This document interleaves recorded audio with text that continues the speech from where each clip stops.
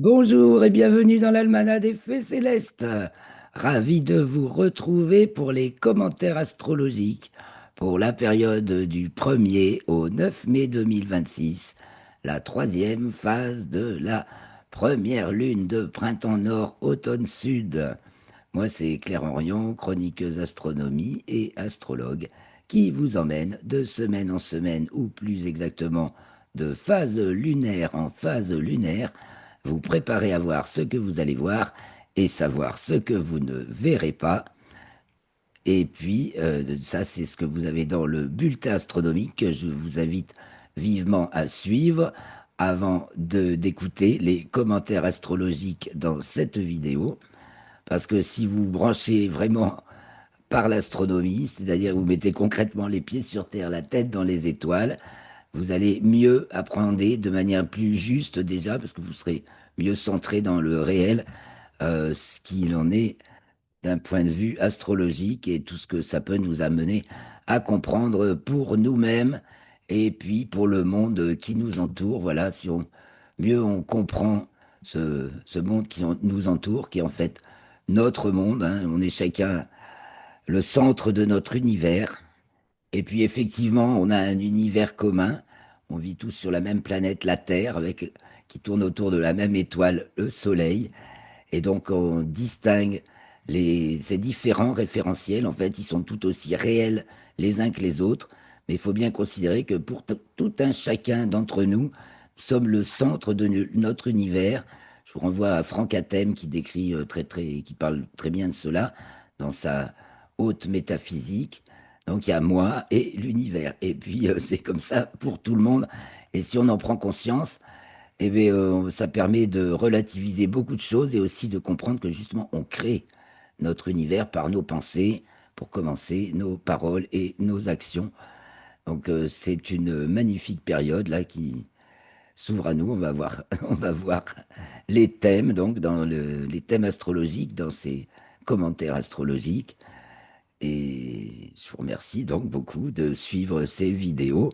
Merci pour vos likes, vos commentaires et vos partages. Merci d'être abonné ou de vous abonner si ce n'est déjà fait afin d'étendre l'audience de cette chaîne. Ça m'aide, merci, ça m'aide beaucoup. C'est parti. Donc, ah oui, j'ai oublié de me présenter, Claire Henrion. Donc, si je me suis présenté, donc c'est parti, j'ai plus besoin de le faire. C'est revenir en arrière, reboucle. Je vais partager mon écran et on va aller voir les thèmes de cette période. Donc, la semaine dernière, alors lui, j'espère qu'il va pas arrêter. C'est la réunion précédente n'est pas encore finie d'enregistrer. Ah non, non, non. Bon, ah ben voilà, excusez-moi. Juste les petits aléas d'affichage. Donc, pleine lune, le 1er mai à 17h22, temps universel, donc 19h22 en France métropolitaine. Donc, c'est le jour des fleurs. C'est la pleine lune des fleurs.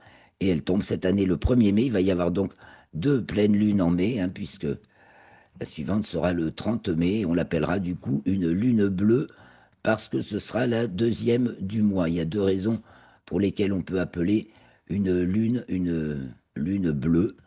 Et c'est une des deux raisons. Ça est expliqué dans l'article dont le lien est dans la description de la vidéo et qui vous renvoie sur un article plus détaillé où cela est bien expliqué. Et le cas où il y a deux pleines lunes dans le même mois, donc une le premier et une le 30, admettons, ou une le 2 et l'autre le 31, eh bien, ça fait que la deuxième est appelée lune bleue. Donc, pleine lune, c'est magnifique. Donc, alors, je vous signale, hein, je ne peux pas m'empêcher de vous le signaler que c'est mon anniversaire en même temps, et celui de ma maman. On est pile opposés sur le zodiaque, et je vous dis pas, vous voyez, hein, scorpion, taureau. Moi, c'est 10 taureaux, et maman, c'est 10 scorpions. Et donc, moi, c'est le 30 avril et elle le 1er novembre. Donc, c'est pile dans notre axe, on va dire, cette pleine lune. On peut pas faire mieux. Et il se passe des tas de choses. Là, il y a aussi des tas de petits miracles. Voilà. Il s'avère, je vous raconte l'histoire du coup, que ma maman est tombée du lit il y a une dizaine de jours et qu'elle s'est fait fort mal au dos. et on n'avait pas réussi jusqu'à présent. La radio, le Toubib m'avait dit que il verrait rien, savoir s'il y avait une fracture au dos, elle avait fort mal au dos. Et donc on a fini par obtenir un désistement, enfin grâce à un désistement, un IRM aujourd'hui, ce matin, qui a confirmé qu'elle avait bien une vertèbre cassée. Donc il faut pas trop bouger. Mais bon, bah, ça se répare. Il n'y a pas grand-chose à faire, à part aider la guérison avec de l'argile, ce qu'on fait, et puis des antidouleurs pour supporter la douleur, et voilà. Et pas trop bouger. Et donc, c'est incroyable, hein, parce que ma maman est à 97 ans et demi aujourd'hui. Et voilà, mais alors, dites donc, pour moi, ça me parle beaucoup, parce que c'est le sujet carrément de notre histoire, puisque la Lune est dans la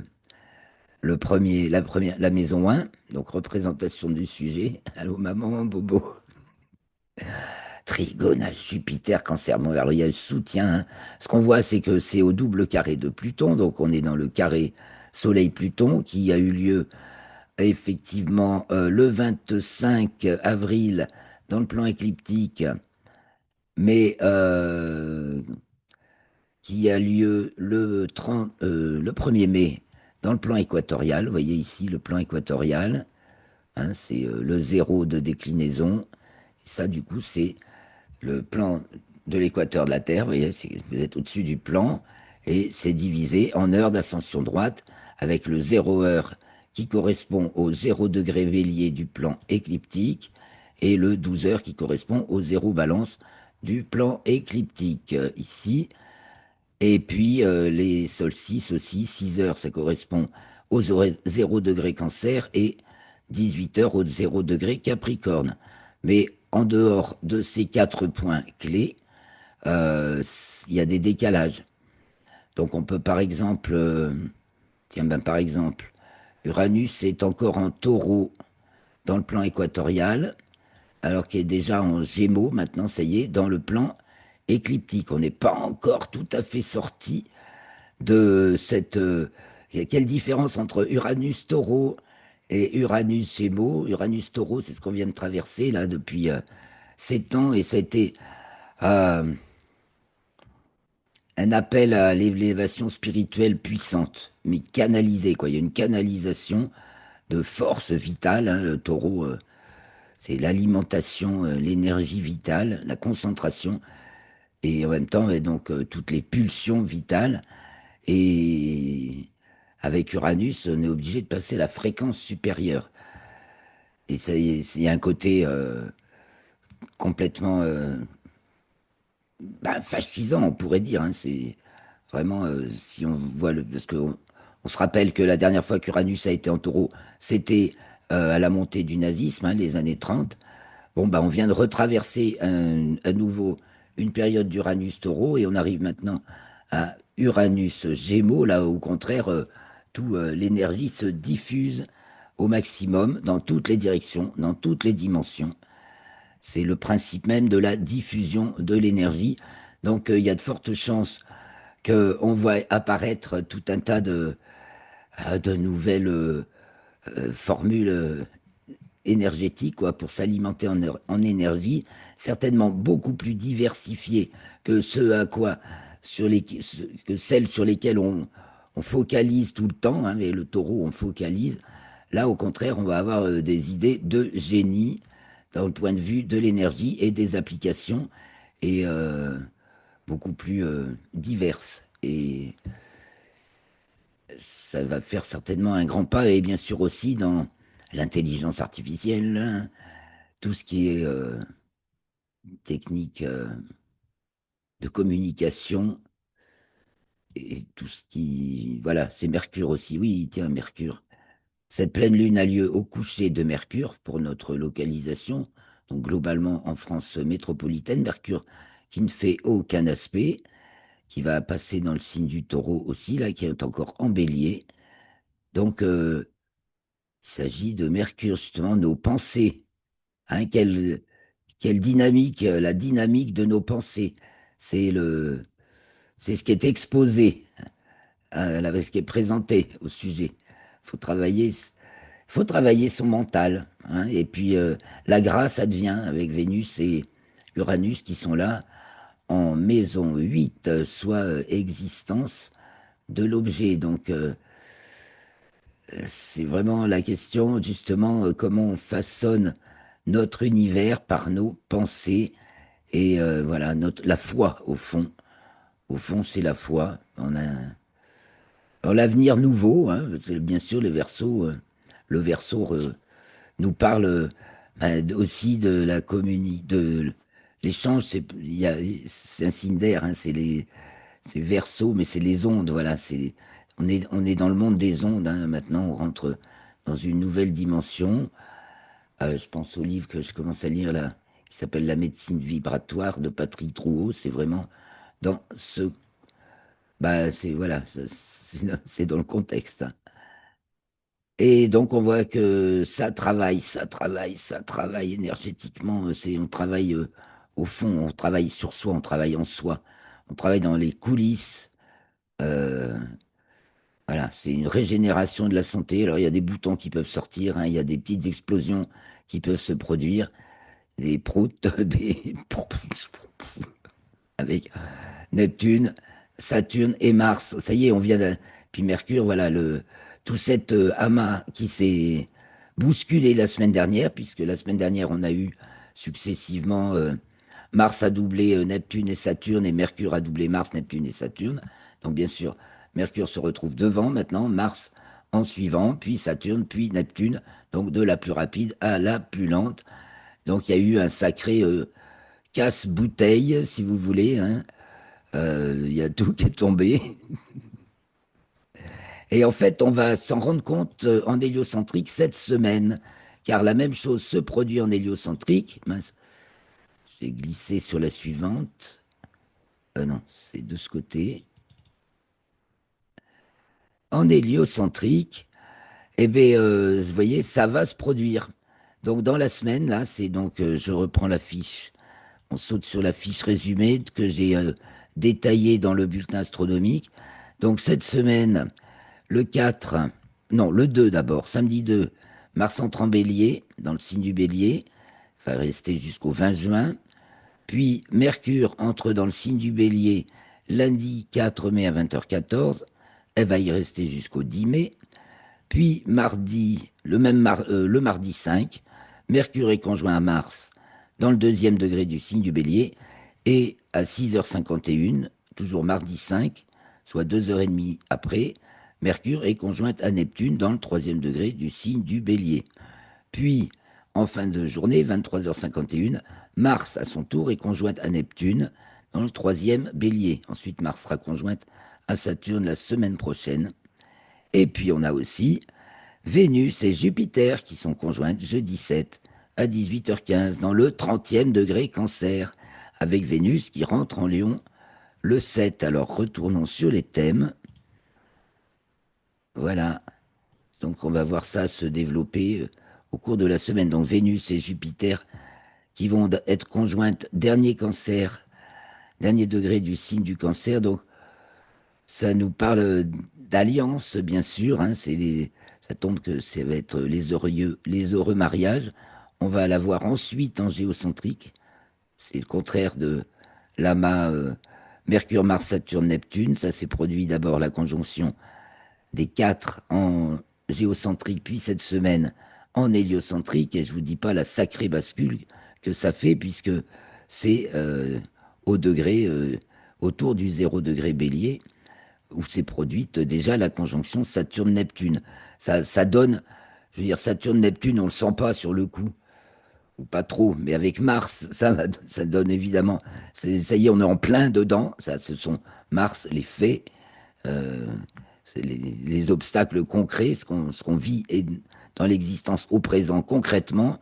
Là, alors Mars, on le sent bien, et Mercure, bah, amène le mouvement là-dedans, donc ça bling, bling, bling, bling, bling, bling, bling, bling, bling. Et il y a comme si tous les éléments se repositionnaient à l'ordre zéro. Alors on peut appeler ça chaos si on veut, mais à partir de là, bah, justement, on va pouvoir le nouveau monde peut mieux se construire. Évidemment, faut que fondations de l'ancien monde tombent. En fait, elles sont déjà tombées. Et là, on va bien s'en rendre compte cette semaine, je pense. Ça va rentrer dans le mental collectif, hein, parce que l'héliocentrique, justement, c'est le mental collectif, les valeurs qu'on communes, enfin les valeurs qu'on partage avec nos semblables, celles qu'on intègre de nos expériences. Donc là, on va vraiment intégrer l'expérience et tout ce qui s'est passé, tout ce qui se passe dans le monde et qui est si compliqué à comprendre en ce moment, parce que justement, tous les anciens repères, c'est fini, et les anciennes valeurs, c'est fini. Il y en a ceux qui commentent les actions de Trump, Poutine et compagnie en fonction des anciens critères, et ils comprennent rien. Ils ne poursuivent plus les mêmes buts aveuglément bêtes et méchants, je dirais, que poursuivaient la plupart des gouvernements jusqu'à présent. Et il y a déjà des gouvernements, comme je pense au Salvador par exemple, qui ont pris les choses en main pour leur pays. Bon, plus petit, on en a moins parlé, mais qui apportent la souveraineté. La souveraineté, c'est Vénus-Uranus, je parle de souveraineté, tout de suite je vois Vénus et Uranus. Euh, voilà, il y a l'incarnation de sa souveraineté. Être souverain, c'est effectivement se tenir. Alors, un petit coup de RET. Donc, un petit coup de RET, d'abord en posture physiologique, parce que ça aide bien à comprendre et puis ça fait rigoler en même temps. Donc, Uranus, de la transcendance à la représentation, évidemment, ça tient si on est aligné dans l'axe. C'est ce qui va nous inviter à nous élever, hein, à décoller de, de notre léthargie pour se dresser. Mais pour pas prendre d'emprise sur les autres, c'est soi-même qu'il faut bien sûr. Alors Mars là est représenté en position de manière très agressive. Bon, c'est Mars qui affronte les obstacles, évidemment.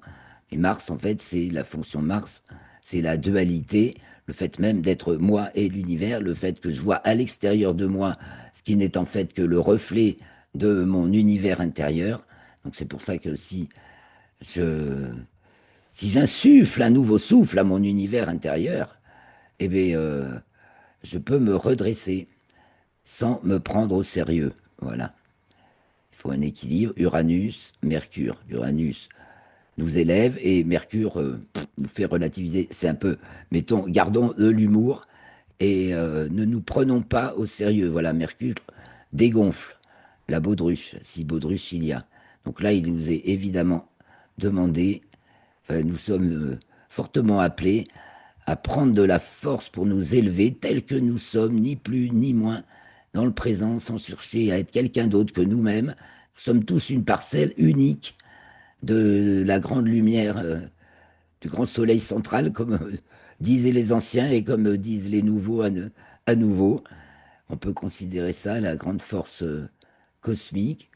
Voilà, donc nous sommes tous une partie, une parcelle et on est tous différents. Donc cherchons pas à être la même chose que le voisin. Soyons nous-mêmes simplement, ni plus ni moins. Je retourne, oui, alors voilà le RET, donc Uranus, fonction représentation de la transcendance.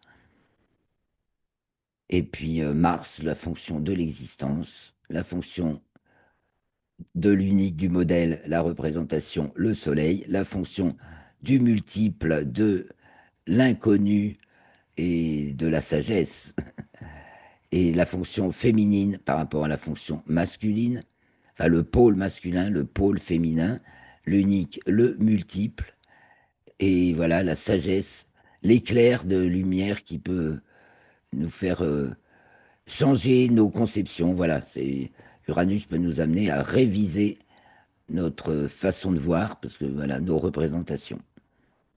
Et Mercure nous amène à diffuser ces nouvelles représentations, donc irriguer la connaissance commune et la conscience universelle, ou la conscience immaculée. J'ai entendu hier une excellente vidéo de Luc Baudin avec une dame qui s'appelle, alors je crois Annick, je ne sais plus très bien. Ça parle des 10 états de vie que je connais très bien aussi en bouddhisme. et que avec les dont j'ai fait immédiatement le lien, ça, flash, ça tombe comme magnifique avec ce RET. Donc, en fait, je peux même vous les présenter là. J'ai dessiné, enfin, j'ai pas fait tout le dessin toute seule, mais un mandala aussi qui représente ça. Mais là, donc, c'est représentation, donc l'état de Bouddha, dans la mode représentation, justement. Alors, il y a les 10 états, il y a aussi les 10 modalités d'expression de la vie, mais là, je vous parle des 10 états. Donc, l'état de Bouddha, l'état de Bodhisattva, Vénus, l'état d'étude, Mercure, l'état d'éveil personnel, Uranus, l'état d'humanité, Lune, l'état d'animalité, Mars, l'état de bonheur temporaire, Jupiter, l'état de colère, Saturne, l'état d'avidité, Neptune, et l'état d'enfer, Pluton. Ça, c'est en mode représentation. Mais après, vous avez aussi les 10 modalités d'expression de la vie qui vont conjuguer tout ça. D'abord, les 10 états sont présents, les 9 autres sont toujours présents dans chacun des 10 états. Et puis, puisque en fait, on est soi et l'univers, donc en fait, tout est toujours inclus dans tout. Et il y a aussi les 10 modalités, donc le pouvoir, le pouvoir, Soleil, la nature, Pluton, euh, le pouvoir, la nature, l'entité, Mars, je bois un coup, la cause interne, Neptune, la cause externe. Ah non, d'abord il y a, donc je reprends, l'apparence, Soleil. Oui, j'étais mal parti, j'avais dit le pouvoir. Non, non, on va le voir après. L'apparence, Soleil, la nature, Pluton, l'entité, Mars, le pouvoir, Uranus, l'influence, Mercure, la cause interne, Neptune, la cause externe, Vénus, la, l'effet latent, Saturne, l'effet manifeste, Jupiter, et leur cohérence du début jusqu'à la fin, Lune, la fonction lunaire qui crée l'homogénéité qui fait que tout ça est tenu justement dans une bulle, celle de un univers. Chaque individu, chaque parcelle de vie, euh, chaque parcelle de vie manifestée dans l'univers voilà, c'est ça la fonction lunaire. Il y a un cœur battant, Mars, et une enveloppe, Lune, donc dans laquelle se détaillent les 9 autres états que Lune. Voilà ce petit topo sur nos fonctions planétaires. Donc je reviens sur les thèmes. On va maintenant visiter un peu la semaine. Donc une fois passée cette magnifique pleine lune des fleurs, où tout est occidental, il se passe plein de choses, quoi. Du coup, hein, c'est dans le manifesté là, hein. Le visible et l'invisible. Mais ici, le manifesté, Occident, hein, et le non manifesté, Orient. Je reprends. Donc, le diurne, bah, c'est le visible, ce qui est, j'allais dire, enfin, voilà, parce que là, c'est les faits, et là, c'est les pensées, ce qui façonne le mental collectif. Là, c'est le mental intérieur, personnel, ça, c'est ce qu'on partage avec les autres, ça, c'est ce qu'on a en perso ici. Donc, l'invisible, le visible, au-dessus, en diurne. À l'Orient, le non manifesté. L'Occident, le manifesté. Donc là, tout est dans le manifesté. Et c'est justement la nature même de la vérité, là, qui se manifeste. Il y a du décoin qui se passe. Moi, je vous dis, il y a du décoin. C'est quand les choses qui étaient coincées se décoincent. Alors, la suite, la Lune va entrer en Sagittaire, mardi 3 mai à 3h33 TU. On va retrouver tout du côté oriental, sauf Pluton, et la Lune, qui se trouve en maison 6. Donc on est dans la problématique des soins, voilà. Et des soins, il faut envisager la suite, quoi, la prolongation, le temps que ça dure. Bon là, moi je pense à la fracture de ma maman, bien sûr.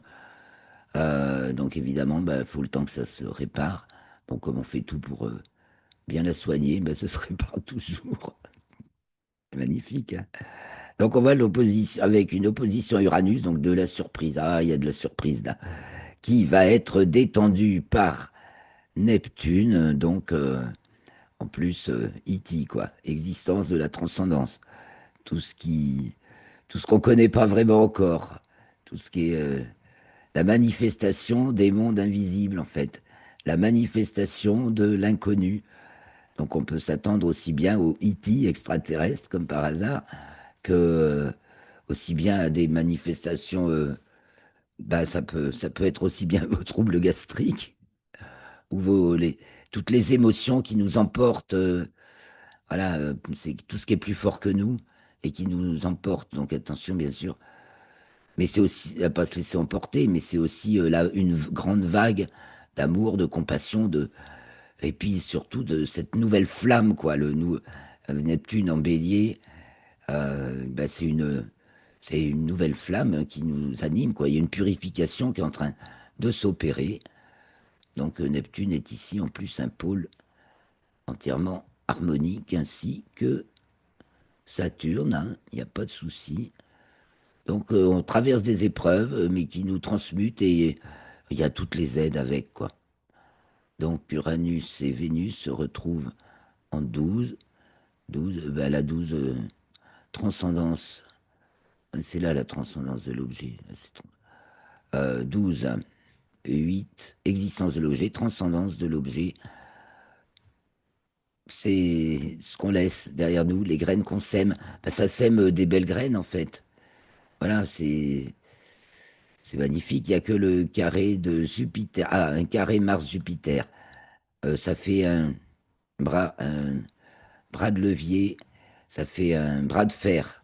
Hein, il y a un rapport évidemment de pouvoir. Et là, Jupiter tensionnel en deux, c'est l'affaire de gros sous. Gros, gros, gros, gros sous qui vont susciter ben, des, ça va être dit, quoi, ça va être manifesté puisque c'est Mars. Et évidemment, ça va faire scandale. Il y a peut-être une grosse affaire qui va tomber. Voilà ce qu'on peut se dire. Elle arrive la surprise. Mais alors une grosse, grosse, quoi. Alors je passe à la suite. La Lune entre en Capricorne le 5 mai à 19h05. L'ascendant est en Scorpion. Elle est en 2 au carré de Neptune et au trigone de Mercure. Donc là, ça nous parle plutôt de... On arrive au bout, voilà, on arrive au bout de quelque chose d'un point de vue des ressources financières, etc. Là, on est au bout du bout du bout du bout. Ça va nous parler des problèmes des agriculteurs encore. Là, ça va l'agriculture. Bon, qu'est-ce qu'on veut comme agriculture, hein? Et au carré, justement, de Neptune en bélier, c'est comment on traite notre terre, nos animaux, nos plantes, hein, c'est aussi tout ça. Donc c'est en 5. Je pense qu'on va beaucoup parler de l'agriculture et j'espère, oh là là, ce bras de fer, on le retrouve, hein, qui veut le marché commun, là, qui préfère les produits traverser les océans de la planète à ceux qu'on a sous les pieds pour enrichir quelques tarés, alors que tout le monde crève, c'est fini. Et va y avoir du rififi dans ce domaine-là. Mais là, c'est debout les damnés de la terre. Les gens de la terre se lèvent. Et de toute façon, comme ils n'ont plus rien à perdre, évidemment, est-ce que les autres, là, avec Jupiter, sont en bonne posture? On va... C'est un carré sec. Mars non plus ne fait pas d'aspect. Donc, il y a du clash. Oui, on va assister à un sacré bras de fer. Et là, le soleil se couche en plus. Donc, et voilà, c'est l'entrée en Capricorne. Donc, il y a ce côté irréductible, hein. Là, on ne peut pas réduire les choses plus qu'en Capricorne, hein. C'est le premier des signes de terre, la vie. Voilà, la vie sur terre, hein. Vous voulez manger ou vous voulez crever. Là, il faut être à côté des agriculteurs et comprendre. Mais tout de suite, aller en fait se tourner vers nos agriculteurs locaux et que les agriculteurs eux-mêmes comprennent que ça sert plus à rien de produire pour les géants qui leur achètent en dessous de prix de production leurs produits et qu'il vaut mieux ben, faire peut-être un effort de reconversion rapide, mais vendre autour de chez soi, c'est vachement mieux. Alors je passe à l'entrée de la Lune en Verseau, le 8 à 7h27 TU, donc elle va être conjointe à Pluton et elle est en maison 8 au bandit de Don. Il y a des disparitions là dans l'air. Il y a vraiment un effet de purification, puisque c'est existence de l'objet, transcendance de l'objet. Donc on va avoir quelque chose, il y a une annulation, annulation, ah oui, avec Mercure, Mercure, Taureau, donc ah bah, c'est fait un carré à Pluton, donc, et à la Lune, surtout à Pluton, ouais. Donc, faille, ça me parle bien, parce que Mercure est sur mon soleil, oui. Et c'est en maison 11, existence de la relation. Ça peut être, alors soit c'est une mise au trou totale, soit c'est la rencontre de génies, bien sûr. On va voir ça quand Mercure va avancer vers le soleil. Mais bon, bah attention aux faux amis, aux trahisons, ok. Oh là, on voit aussi qu'on a l'axe méridien dans l'axe des nœuds lunaires, dans l'axe méridien, donc c'est pour le 8 mai, 7h27, quand la TU, quand la Lune entre dans le signe du Verseau. Donc il y a quelque chose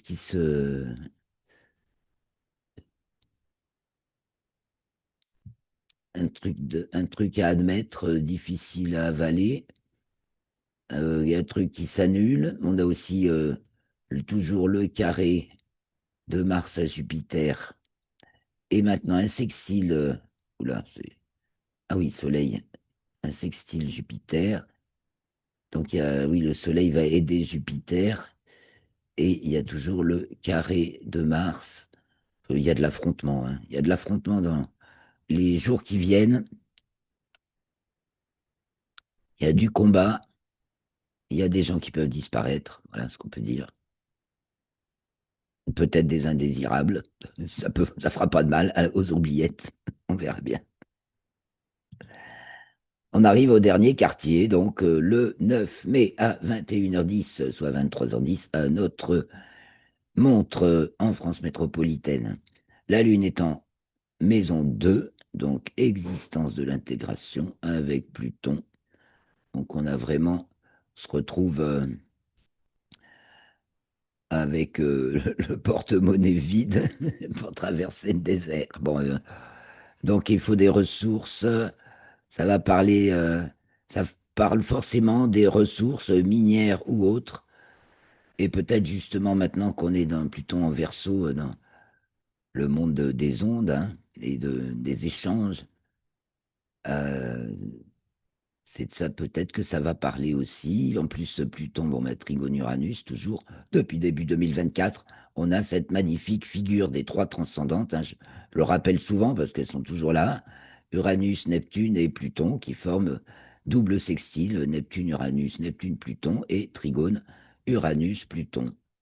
Donc c'est une protection de l'invisible, un alignement des forces transcendantes, c'est-à-dire celles qui dépassent nos individus personnels, mais qui nous concernent tous, et là on peut le dire, les planètes, entre guillemets, les planètes sont alignées. En tout cas, on a ce soutien et cette protection divine pour tous ceux qui veulent bien s'y ouvrir. Donc en plus, ça nous laisse le temps hein, de maturer pour qu'on comprenne un peu que, bon, lâchons nos prérogatives perso et prenons du recul, de l'élévation pour comprendre ce qui se passe et la merveilleuse opportunité que nous avons de vivre en ce monde, en ce moment. On vit un tournant que voilà, de l'apocalypse quand même. Ça fait un bail que c'était annoncé, mais là, on y est dedans. Effectivement, on est en train de passer à la cinquième dimension, comme disent certains. Alors moi, je vous l'explique comme ça. Première dimension, ben, on est en soi-même, donc effectivement, monde du sujet, on est en soi-même, donc dimension un. Dimension 2, on projette sur au monde l'extérieur. Voilà, on voit le monde extérieur. Alors on croit que c'est extérieur à nous. Donc on l'objective. Donc c'est le monde de l'objet et c'est en 2D. Ça se dessine à plat en 2D, deux dimensions. La 3D, ben, c'est là qu'on vit. C'est la scène de notre existence. Il y a nous, il y a moi, l'environnement et la relation. C'est voilà cette interaction qui fait qu'on transforme le monde en fait à chaque instant, puisqu'on est le simple fait d'y être dedans. Donc si on y est en étant conscient, on accède à l'intégration, on prend du recul par rapport à ce qu'on vit. On est donc dans la quatrième dimension, si vous voulez, c'est l'intégration.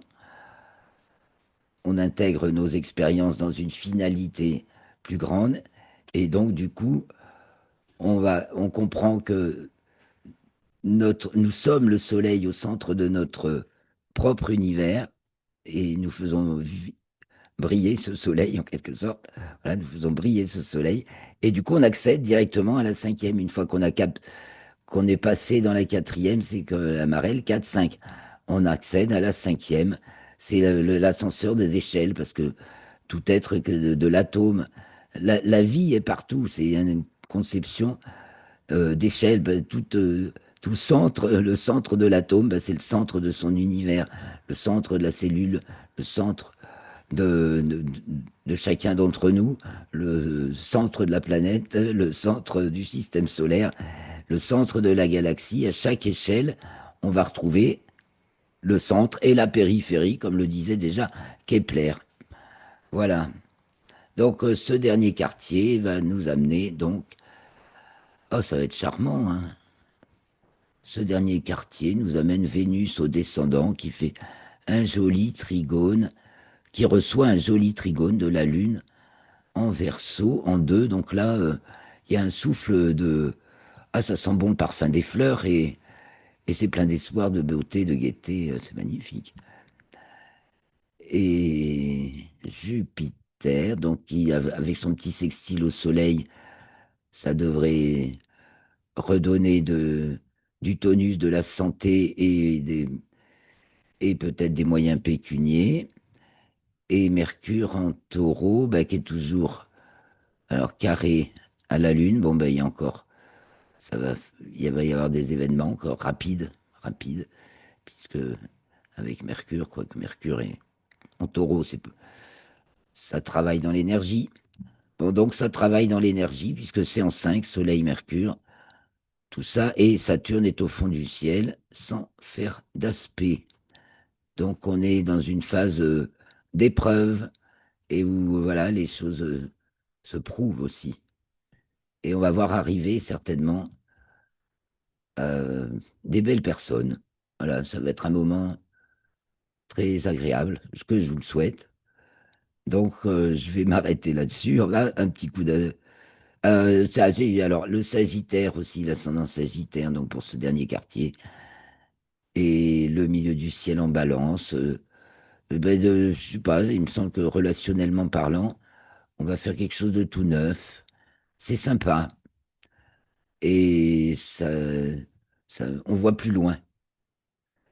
Et puis peut-être que voilà, on va être concerné par des faits qui viennent de l'étranger et qui vont nous amener à remettre tout en question. Donc, ou du moins à mettre tout, tout le temps. Mais chaque chose en son temps. Ah bah oui, on voit encore ce Mercure qui est là, est en bélier, vient faire un carré qui percute Jupiter et Vénus qui viennent juste de se marier. Oh, parce que vraiment Vénus et Jupiter, c'est les mariages. Et là, il y a une petite langue de vipère, une mauvaise fée qui veut envoyer un mauvais sort, là, on dirait, sur ces nouvelles alliances. Mais ce n'est pas terminé. Ah oui, puis c'est à l'opposé de Pluton. Mais il y a une sacrée force, voilà, qui détend cette opposition. Est-ce que Mercure pourra quand même faire quelques maléfices ou dérangements, ça dépend. C'est un peu comme ça que ça va être compris en tout cas. Donc toujours un peu de méfiance sans doute, hein. Ouais, c'est aussi ce que nous dit Saturne au fond du ciel. Par rapport justement, ça a l'air trop beau. Ce qui se présente a l'air trop beau, méfiance. C'est donc voilà. Il faudra savoir faire la part des choses, nous dit Neptune. On ne saura pas trop si c'est du lard ou du cochon. Ben, une fois encore, c'est la foi qui sauve, hein. Élévation de l'âme nous mènera sur le bon chemin. Donc pas de souci, les amis. Continuez à être joyeux, profitez de ce début de printemps. Alors comme moi je suis là dans les Pyrénées, c'est peut-être spécial le temps. Il pleut, il fait plutôt, c'est plutôt couvert et il pleut assez souvent. Et c'est peut-être pas le cas chez vous. Je vais vous laisser là alors. Je vous remercie beaucoup d'avoir suivi cette vidéo. Ces commentaires astronomiques, ces commentaires astrologiques, pardon. Ah là, à force de faire les deux. Donc d'avoir suivi jusqu'au bout.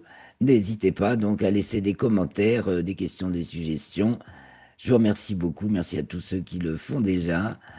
Très bonne semaine. On se retrouve. Donc si vous voulez me rejoindre pour l'enregistrement, ce sera vendredi 8 avril. Et donc il faut s'inscrire pour cela, pour recevoir le lien pour entrer dans la salle, puisqu'on fait pour l'instant sur Zoom et on enregistre. Voilà. Merci beaucoup. Portez-vous bien. Les pieds sur terre, la tête dans les étoiles, les mains à l'œuvre et le cœur joyeux. Bien à vous.